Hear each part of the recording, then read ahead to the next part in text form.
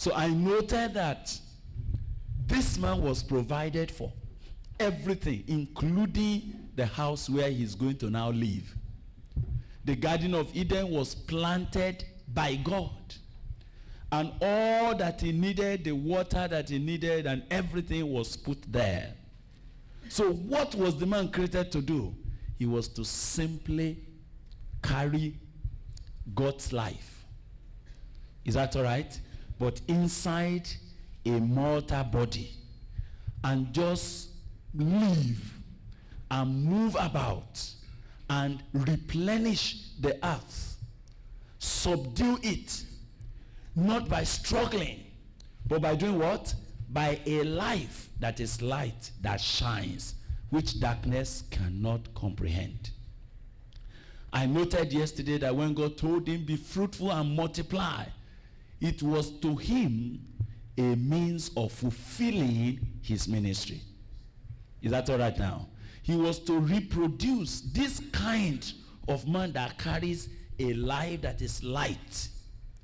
And wherever they are, they will safely and completely occupy the land and subdue it and keep darkness where?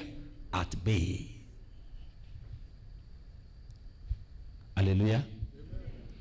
No, so we noted also that actually that man now had to look for food to eat was simply because something else happened to him. And I'll tell you what happened to him. Who was this man that God created to exercise dominion on the face of the earth? Who was this man? He was a man in whose body the life of God. Is that all right? The very kind of life that God himself has was poured into him, the life that is light, which darkness cannot comprehend at all. But living and walking in a human body. I don't know whether you understand that now. So now his ministry is very simple, if I can put it. His ministry was simply to carry about what? That life that is light, and allow it to shine. And as it shines, darkness has no alternative than to do what? Than to recede and to run away and to keep at bay and be looking at you and say, God, that man is coming. That is the victory. I would like to tell you that God's concept of ministry, even today, has not changed. God is still desiring that. You will be seeing that as we go on. But maybe I should quickly share it with you. You've read some passages that say something like, it is God who works where? In us. Both to do what? Both to will and to do of its good pleasure. Can you imagine that? That we are not working. Who is working? It is God who is at work in us, both to will and to do of his good pleasure.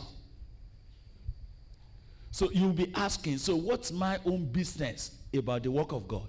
If it is God who does the work, both to will and to do of his good pleasure, so what's my business?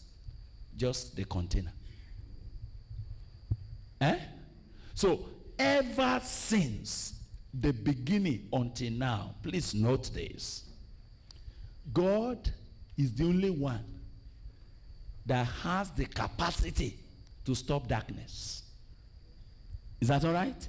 And he stops darkness not by any other things, but by what? But that by that life that is light. He now desired that life that is light, let us do what? Create it. Is that all right? And locate it in a human life. And let him be walking about on the face of the earth and keep the place subdued for us. Do you know that life that was poured into this man was powerful? Was it powerful? It was. It was glorious because it was a shining light. It was effective because it actually subdued the earth.